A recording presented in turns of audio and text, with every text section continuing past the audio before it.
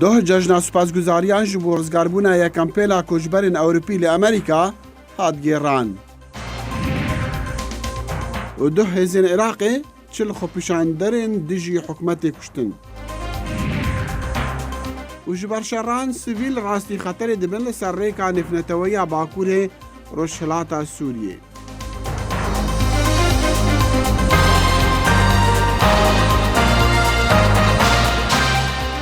سلااو و ڕێز و هێڤین دەماخواش دەگەڵ کورد کۆنەکشن ji dengê Amerîka li Washington.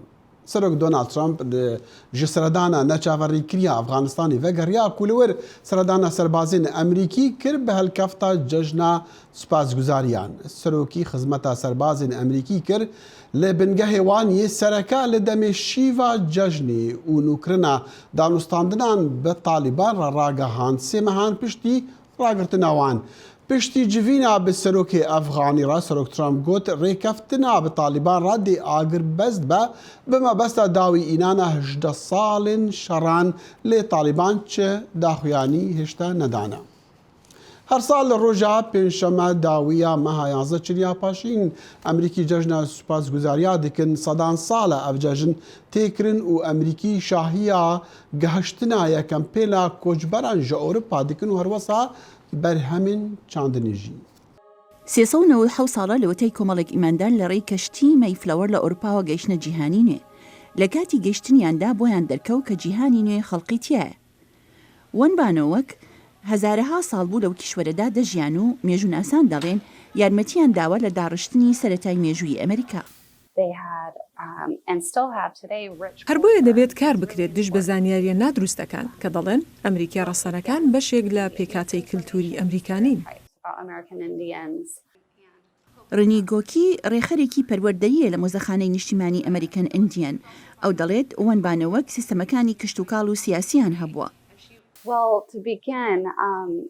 ئەمریکا ڕەسەنەکان جۆرێک لە نوێنەرایەتیان لە حکوومەتەکاندا هەبوو. هەر بۆیە نیشتەجێبووان لەوانەوە لەبارەی ئەو جۆرە حکوومەت و نوێنەرایەتیە فێربوون. مێژووناسان دەڵێن یەکەمین ساڵ لەسەر کشوەری ئەمریکا ئەجگار سەخت بووە بۆ ئیماندار و نیشتەجێبووان. هیچ شتێکیان لەبارەی کەشوهەوا و ناوچەکە نەدەزانی لە کۆتایی ساڵدا گەیشتە بوون.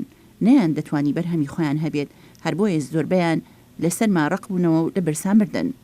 ئەندامێکی وەنبانەوەک دەستپێشخەریەکی کرد بۆ مۆرکردنی هاوپەیمانیەتی ئاشتی لە نێوان هەردوو کۆمەڵگاکەدا و یارمەتی یاددانیان لە بۆرەکانی کشوکاڵی و بەرگری و چەککردندا.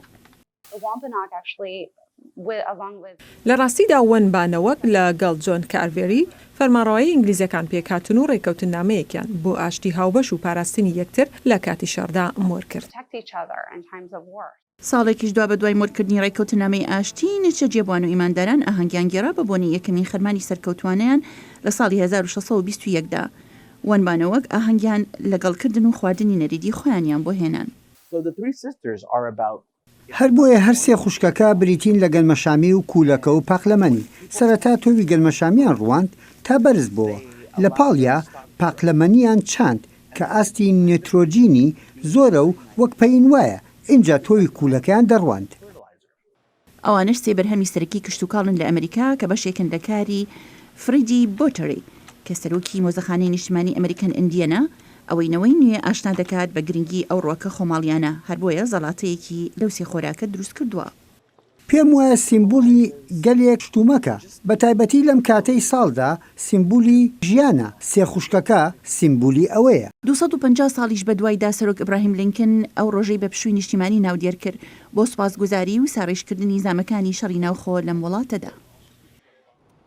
gelek penaber û koçberên nû li Amerîka rastî çand û keltûrên cuda cuda dibin ji bo geleka ciwana fêrbûna ziman zehmetiye lê ji bo gelekên dî şahî û cejnên Amerîkayî ne. Lê penaber tim dikarin alîkariya mişextên nû bikin weke çawa civaka Ethîopyan her sal cejna spasguzariyan dike.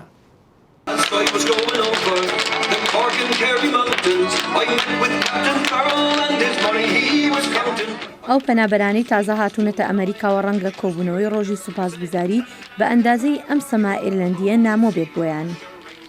ئەم بۆنەی ڕۆژی سوپاسگوزاریە هەوڵێکە بۆ هاوکاریکردنی ئەو پەنابەرانش بۆ ئەوەی ڕابێن لەگەڵ ژیان و کولتورە جیاوازەکانی ئەمریکا. کۆمەڵگەی ئیتیۆپیەکان لە دەرەوەی واشنگتن دیسی میواندارێتی کۆبوونەوەیکیان کرد. پەنابەرەکانی ئێرە زۆربەیان ئەوانن کە لە شەڕەکانی سووریا، عێراق و ئەفغانستان و پاکستان هەڵاتون. ئەمڕۆ ئێمە چێژمان لە ئاهەنگی ڕۆژی سپاسگوزاری بینی و هەموو کەسێک بە تایبەتی ئەفغانیەکان زۆر هاتبوون بۆ ئەم ئاهەنگە. من حەزم لە جەژنی سوپاسگوزاریە، ئەوانەی کە لێرەن لەگەڵ هەمویان دوام و من سوپاسی خوام کرد بۆ خەڵکی ئەمریکا بۆ هەموو شتێکی کە ئەمڕۆ پێیان بەخشیوین.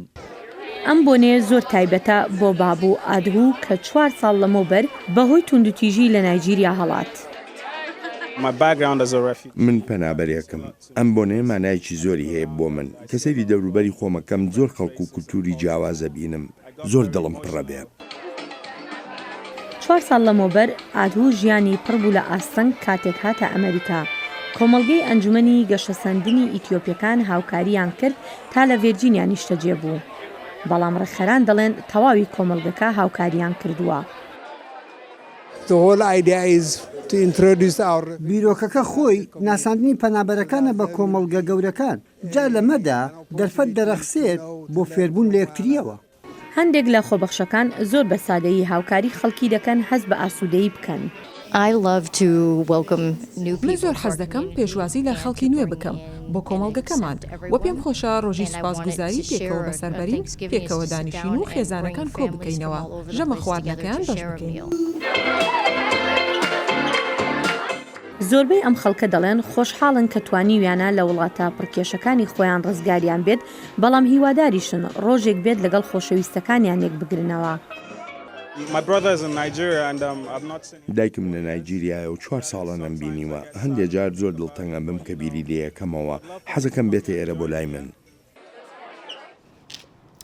هاتی ڕاگەهاندن کو سەرۆک وەزیری عێراقی عادل عەبدولمەهدی و دەست ji karkêşana xwe bida Perlemanê Iraqê ev jî li wî demiyek û karbidestên Iraqê dibêjin hêzên ewlehiyê teqa li xwepêşanderên bêçek kiriye bi kêmî 40 ciwana kuştine du pêşanbûyê di rojeke herî xwînî da ji demê destpêkirina nerazîbûnên giştî li dijî hikûmetê bi kêmî 25 xwepêşander li bajarê Nasiriye hatin kuştin û du sadên dî jî birîndar bûn dema hêzên ewlehiyê teqa li wan kirî ji ber girtina rêk û piran li Rexê başûrê bajar.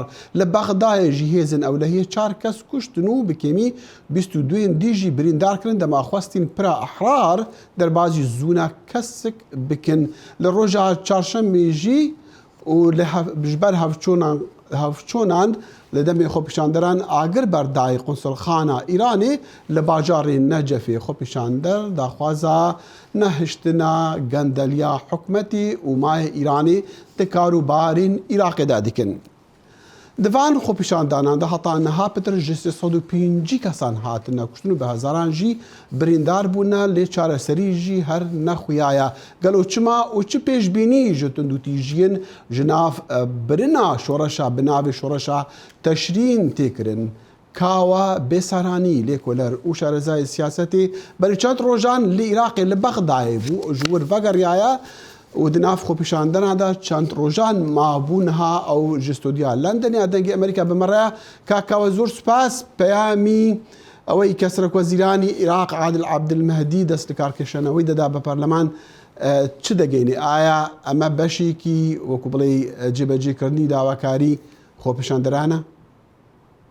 دەست کاک دەخیل بەڵێ ئەمە هەنگاوی یەکەمە کەەوە دەچێت لە داواکارە سەرەکیەکانی خۆپیشاندەرەکانە، بەڵام جێی داخە کە ئەبێ ئەم هەنگاوە دوای کوشتنی 408 لاو و برینداری 19,000 کەس ئەبێ اینجا دوای دەست لە کار پێشتەوانەیە.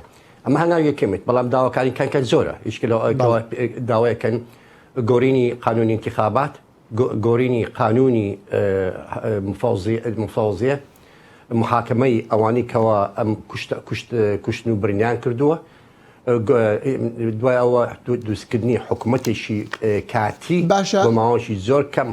باشە کاکەوە ئەمە چەندین داواکارین کە عێراقیەکان داوا دەکەن خۆپیشاندەران هەندێکیان تا ڕادەیەک خەڵکانێک وا دەڵێن کە ئەمانە ینی وەکوی داواکاری واقعینین، بەڵام تۆ لە ناو ئەوانە بووی پێش چەند ڕۆژێک لە بەغا بووی حتا لەگەڵ ئەوانە قسەت بۆ خۆپیشاندەران کردووە.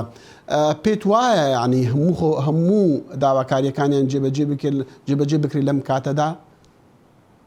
بەڕاستی بە بۆچووری من و بە تێکەڵبوونی من لەگەڵ زۆربەی زۆری ئەو خەڵکەیەکە ماوەشی تقریمە لای 2 هەفتە و نیو زیاتر لێ بووم تێکەڵبووم داواکەرەکانیان زۆر لەوە زیاترە و ئەگەر بێت و ماوان هەبێت یانێک هەموو سیستمەکە بگۆڕن لەوەرە بە بۆچوونی من بە هیچ شێوەیەک بۆ ڕازی نابن کە تەنها عادل عەبدولمەهدی دەست لە کار بشێتەوانێ ئەوان داواکەن کە ئەم سیستمی کە دروست وە لە ئەساسی تائیفێت و دروست کراوە ئەبێ نەمێنێ لەبەرەوە مەسلەی گۆڕینی قانونی انتخابات مەسلەی گۆڕینی مفەوزەتی انتخابات ئەمە با بڵین حلکردنی پەرلەمان لێشەکە لە هەرە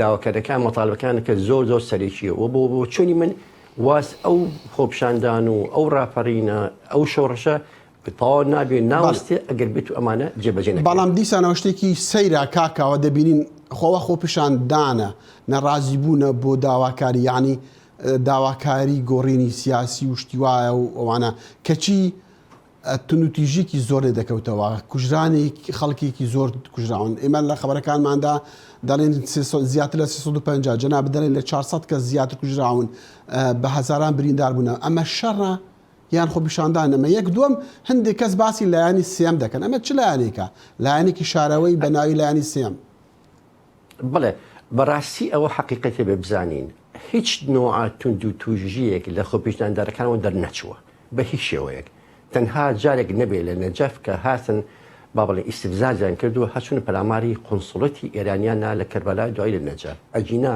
هەموو تونند و توژیەکان لە دەوڵەت و لە میلیشیاتی عسکەری ئەو میلیشیاتانت عنی زۆر بەشان لەژێ ئیشراف و سەڵتەڕی حکوومەتی عراقیانین لەژێ ئیشرافی کە پێ ئۆدێت طرفی سێهم طرف اینجا بەگاڵتەوە پێڵێن لە وڵاتی ئەرجەنتینی کەوا معلومە ئەو وڵاتانەیە کەوا لە دەور و پشتی عێراقە وڵاتێکی دەرەکیە تحدیداً ئێران کەوا کۆنتڕۆڵی کامیلی ئەو میلیشیاتانە ئاکات بێتەوە ئەوشتان بر نەچێت ئەمە لێرە شەڕی مانوونەمانە شەڕ و مانومانێک کە سیستمێکە کە لە ئەساسی تافێ دروست بووە کە بەرژەوەندێکی زۆر زۆر گەورەی تیا هەیە کەوا باسی بەلاین دۆلاراتەکە باسی استراتیجەتێکی منطقە ئاکرێت باسی تێکەڵبوونی محاوری سیاسی ناوەندقاکرێت لەبەرەوە بە ئاسانی هیچ لەم کتلانی کەەوە 16 ساڵە ئەم سەڵتەیە بن بەڕێگاوە بە ئاسانی واز ناهێنەبەوە لەبەرەوە ئەمە دیفاع لە بوونی خوانەکەن بالمقابل ئەگەر ماوەم بدەی باسی جیلێکەکەین ئەم جیلە 16 ساڵە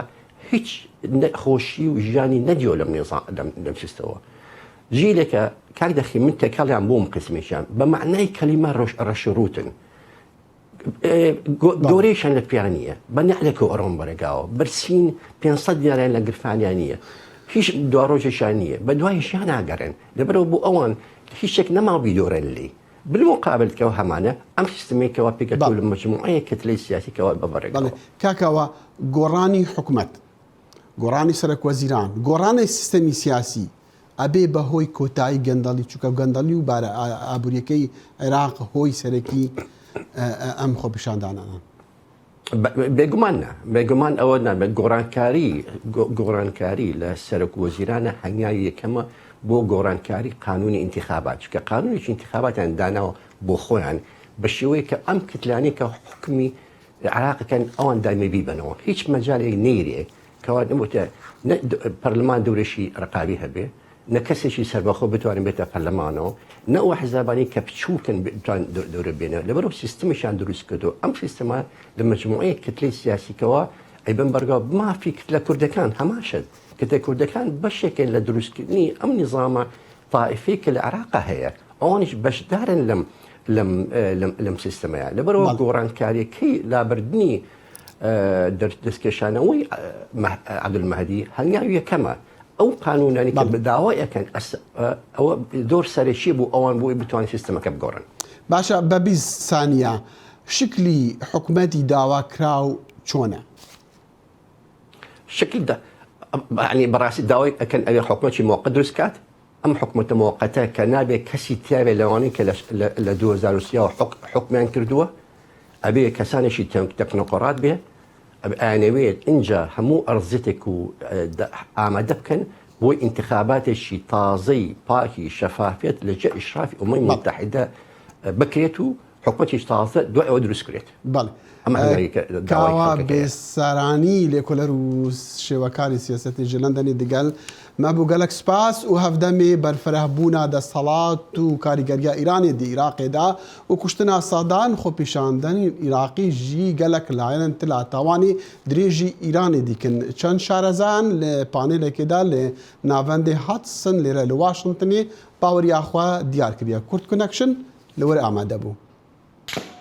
خۆپیشاندانەکانی عێراق هەر ڕۆژە و کوژراوێکی دیکەی بۆ زیاد دەکرێت و تا ئێستاش بە سەدان کوژرا و برینداری لێکەوتوتەوە. هێزەکانی ئاسایشی عێراقیش بەردەوامن لە سەرکوبکردنی خۆپیشاندانەکان. لە واشنگتن لەم کۆڕەی پەیمانگەی هاتسن شیکەرەوانیش ئەو بێدەنجەی دنیای دەرەوەیان لا سەیرە کەوای لە خۆپیشاندەران کردووە داوای ئەندرسن کوپەری کەناڵی CNN بکەن هاوشێوەی مەیدانی تەحریری مسر لە مەیدانی تەحریرەکەی بەغداش بەرنامە بکات. It's not just that they want Anderson Cooper, CNN in there. نەک بە تەنها داخوازی دەکەن ئەندرسن کوپەری CNN بێتە ئەوێ بەڵکو دۆخێکی ناوازەیە نەتەوەی گرتوەکان قسەی لەسەر نەکردووە تەنانەت ئەنجومەنی مافی مرۆڤ لە نەتەوەی گرتوەکانی ژنیڤ بێدەنگن. ئێستا خۆپیشاندەران داوای دامەزراوی نێودەوڵەتی دەکەن کە بێن لێکۆڵینەوە لەو ڕووداوانە بکەن کە هەر ڕۆژە و کەسێک دەکوژرێت. دەزانن حکوومەتی عێراقی هیچ لێ پێچینەوەیەک ناکە. دەتوانم ئەوەش بڵێم ئاسی تونندوتیژی لەم هەفتەی دواییدا لەلایەن حکوومەتی عێراقیەوە بەرز بووتەوە. گۆڕەپانی تەحریر ناوەندی بەغدا بووەتە مەنزڵی داوای گۆڕانکاری. گەر بە خەیاڵیش بێت گۆڕانکاری لەو شوێنە ئەو خەڵکی کۆکردوێتەوە. ڕەنگە دەستیان لە حکوومەتەکەی خۆشیان شت بێت چونکە بڕیاری هەندێک چاکسازی لەلایەن حکوومەتەوە نەبووە هێورکردنەوەی خۆپیشاندانەکان. وەک چاودێران دەڵێن ڕۆڵی ئێران دیارە لە خۆپیشاندانەکانی عێراقدا بەڵام ڕۆڵی ئەمریکا چی دەبێت کە هێشتا کاریگەری ئەمریکا لە عێراق نادیدە ناکرێت.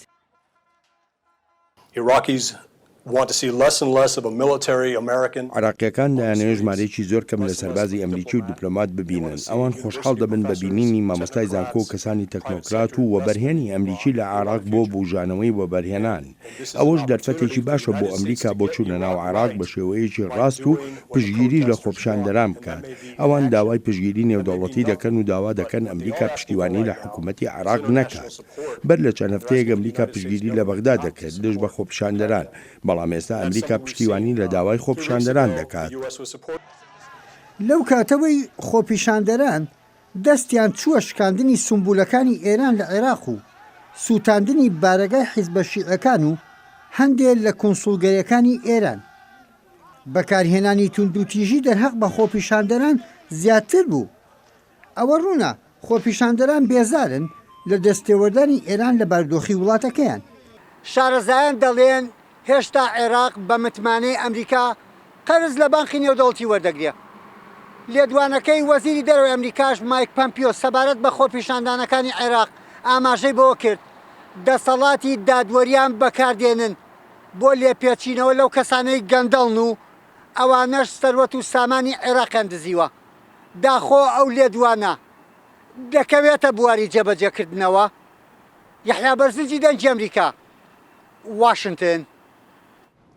لە ئینستیتوتی ئەمریکی ji بۆ ئاشتی و بە هەفکاری دیگەرنوێنەراتیە حکوومەتە هەرێما کوردستانی و بالوسخانە عێراقی لە واشنگتن فیلمێک داکیمنتری بناوێ یەک مالباتە ئێزی لە هەمبەر داعشێ ji دەرهێنانە گوین ڕۆبەرت هات نیشاندان. دیسان کورد کۆنەکشن لەوەر ئامادە بوو. ji zarokan heta kalan ji civaka êzidî ketine ber reşebarova şiddeta çekdarên Daişê. Wê trajîdiyê muhra xwe li film, helbest, roman û çîrokan xistiye. Belgefilma geşta malbatek êzidî a xêneke ji wê êşagiran.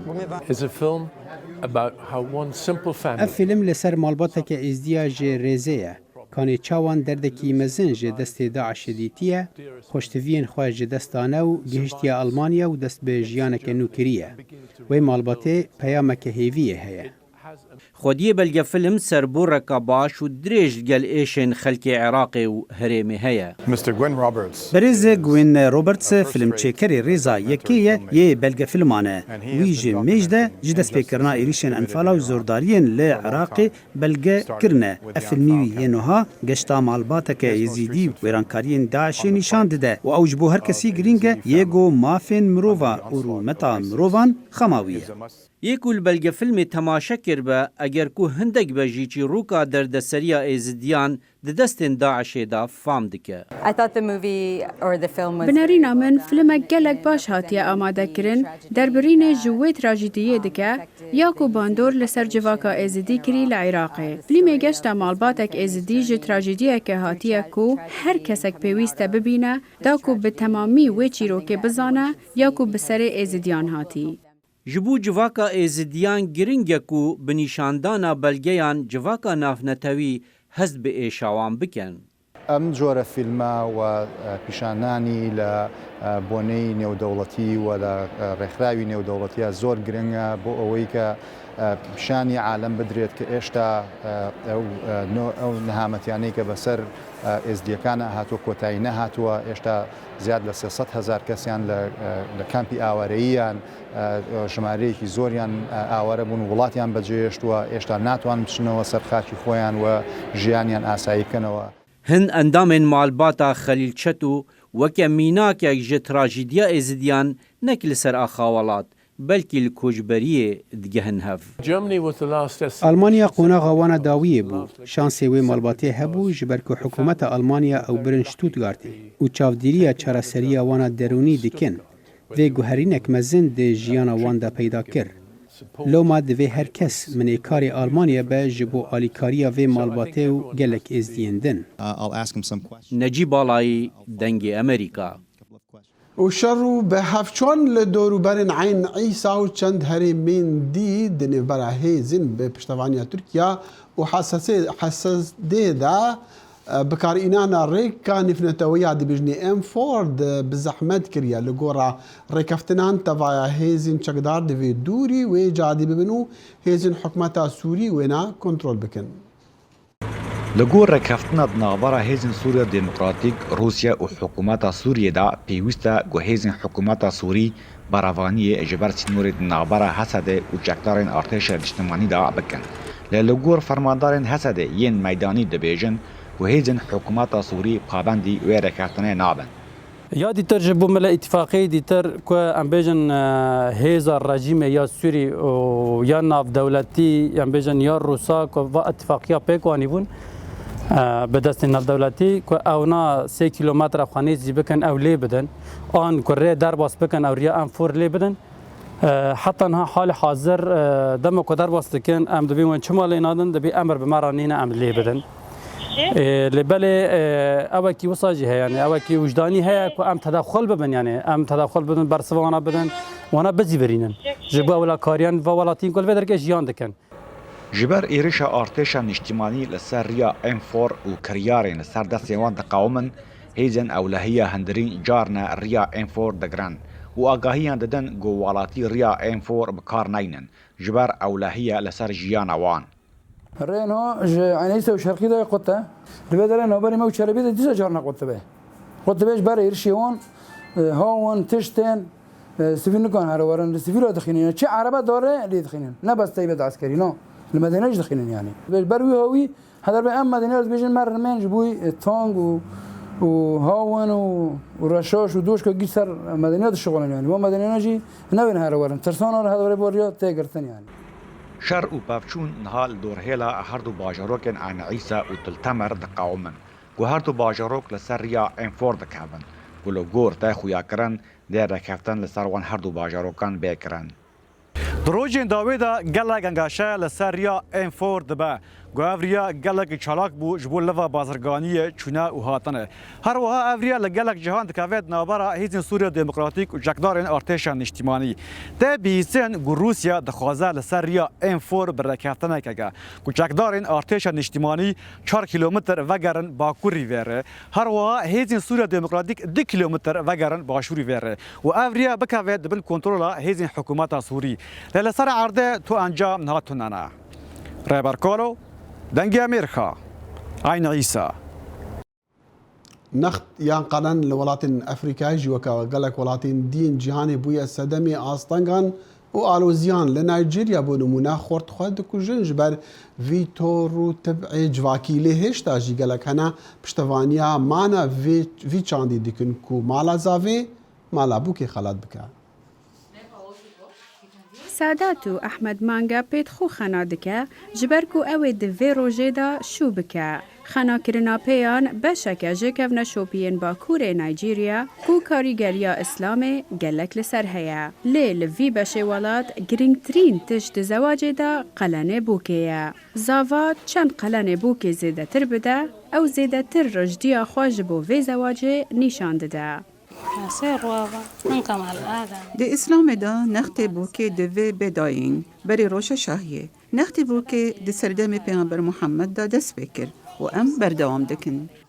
Gelek Nayjîrî li dijî vê kevne şopiyê radwestin ji ber ku ew dibînin danîna nirxekî li ser bûkan bêrêziya ji bo jinan. Biryara qelen ne di destê jinê da ye.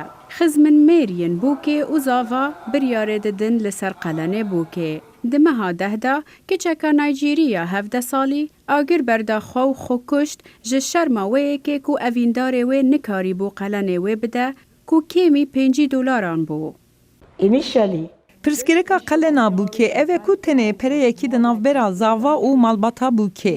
Demê ev tişt dest pê kir di gelek kulturan da qelen tiştek bû ku li gor şiyana zava ya diravî bû. Lê niha bûye wekî bazirganiyê. Perê gelek kesan nîne. Dr. Agatha Ukata ku profesora ferhenga Efrîqiya dibêje ku kulturê qelen sûcê feministên radîkalin û ku têgihiştina cîhana rojavayî bû kevneşopiyan şaş e. Cîhana rojavayî matmayî dimîne û dibêje ku ev bazirganiye. Ew dibînin ku bûk tê kirîn û firotin, lê ya rastî ew e ku ev nîşana evîniyê ye. Piraniya Nayjîriyan ku olin ciyawazin dibêjin ku danîna nirxekî li ser bûkan nirxê jinê bin pê dike.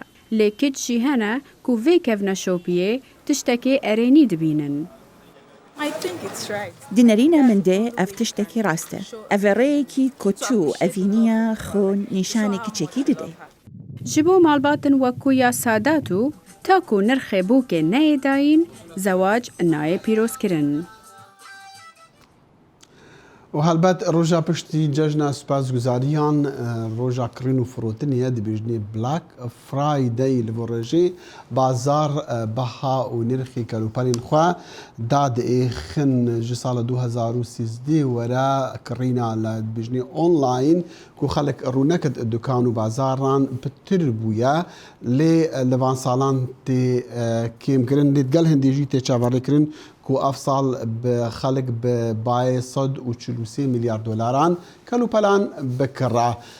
Bi vê çendên tên dawiya bernama vê carê ya Kurd Connection heta roja sêşemê her şad û bextewar bin û xuda hafîz.